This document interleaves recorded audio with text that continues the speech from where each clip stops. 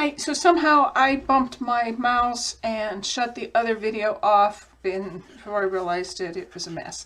So I have to tell you what to do with the next one. You already know to have all of your sides glued in, but the flaps that are sticking out here, then you go ahead and glue those and then push them down and burnish them with your tool so that they stick down. That's the only other thing that really didn't, and smudging. I'd smudged them on the other video. So I apologize for that. I'm still figuring things out, having a good time while I do it, and so appreciate your patience with me for all the mistakes I made. But enjoy this. And like I said, this is basically the same as the lid, just different measurements.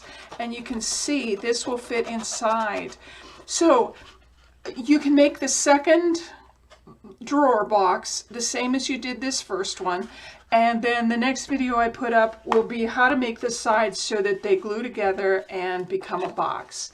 Okay, I hope you've enjoyed this. I do apologize for all my mistakes, but you guys are so patient. I appreciate you. I'll talk to you again. Bye-bye.